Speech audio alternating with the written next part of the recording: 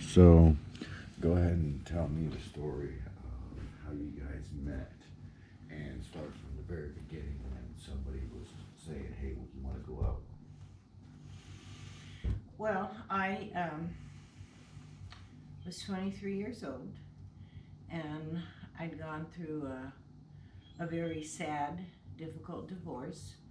I married my high school sweetheart, and it didn't work out. We were together from high school, and including marriage, almost 7 years. And so it was a very painful time for me, and I Oh, I didn't know you were like, what, 16 when you met your husband? I met him on my 16th birthday. Oh, wow, wow, Yeah. okay. And he was a nice person, but he came from an alcoholic, abusive family, and he had a very difficult time adjusting to his own home. And I was always a princess, and so he didn't always treat me like a princess, and so I just didn't get treated the way I felt I should have, and I probably didn't give him enough breathing room too. We were really kind of young and naive and had no real examples on what to do. So anyway, I worked in a professional office, stock brokerage office, and so I pretty well got my hair done every week. And my hairdresser was a friend from school, and she dated uh, my. I was in a softball league for women, and he was my softball coach, and he also was my sister-in-law's ex-boyfriend when she went to high school. And what's his name again? Lynn Armstrong, and he dated my sister-in-law, Judy Hill, who became my brother's wife for 25 years and married my brother, Gary Cox. So anyway, Woody, and she'd always say, oh, you're just so perfect for Stanley J. I said, I don't do blind dates. I had a blind date one time, and the guy had orange fluorescent socks, and took me out to dinner and announced it. He was I think he was Army recruiter at the post office down the street from where I worked, and come to find out he was married and had 3 children. So I didn't want to do blind dates on people that I didn't do my own research on to make sure that they were good people. So I didn't finish dinner, and that was the end of that. So anyway, Woody just was after him. She says, you'll really like him. He's a very nice person. And so after, I don't know, quite a few months of badgering me, she said, look, we're taking him out to dinner to Hanford. And there was this really fancy Chinese restaurant called the Dynasty something.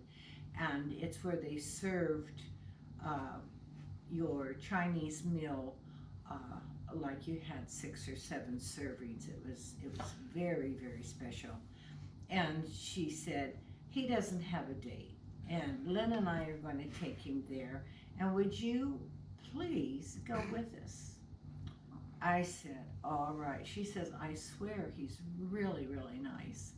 And what's really funny is when my husband and I first separated, and I moved to another apartment, Lynn borrowed your dad's truck to move me. But I didn't know I didn't know your dad at the time. So anyway, he brought me home from dinner, and we sat out in front. I was living with mom and dad again. And I was at a point where I could not really afford my apartment on my own. It was a pretty nice apartment, not very far from mom and dad. And I had to get a new car because No, they were still over there in Clovis, right? The same house. No, they were on my mom and dad on Yale.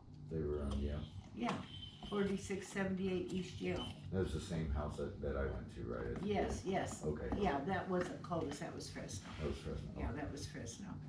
And so I had to get another car, and I actually had to make payments on it. So I couldn't make payments on another car. It was a used car. It was a nice car, but it was used. And I couldn't make payments and rent too. So Mom and Dad invited me to come back to the house. And so we sat out in front of my mom and dad's house till 4 o'clock in the morning talking about hunting and fishing.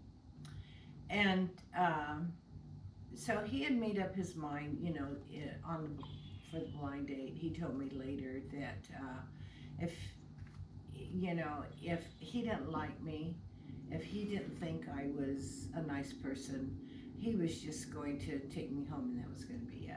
You know, there would be no more dates. What about the flowers? Well, that comes later. Oh, that comes later. Yes, that comes later. And so he was a Greyhound bus driver, so he was gone every other day. And so he called me for another date, and so we dated for, I want to say 2 or 3 weeks. And he was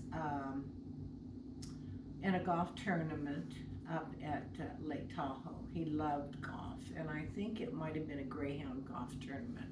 So he went up there to play golf, and he gambled at the time, and won a whole bunch of money. And so he sent me a dozen yellow roses to Merrill Lynch at my office.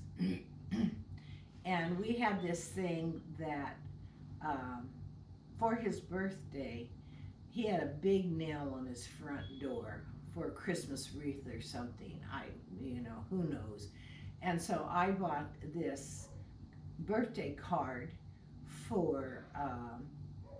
and tacked it on his front door, but it was like 2 feet by 1. It was a huge birthday card, and I signed it with an L. I didn't sign my name, I just signed it L. So when the roses came, it just was signed with an S. And I really didn't tell people at the office that I was dating again. And so they held my roses hostage in the front office trying to figure out who the S was. And so finally they brought them to me in my office and said, "We want to know who S is." And I said, "Give me my roses. It's none of your business. Give me my roses." And they were all good real friends, so I was just giving them a bad time. So he always was really good about giving me roses. Or my favorite thing is when Jennifer was born, and I had some serious medical problems, and I had to go back in the hospital multiple times because I almost died. He picked a tiger lily out of our front yard, and he put it in one of his antique bottles, and he brought it to me in the hospital.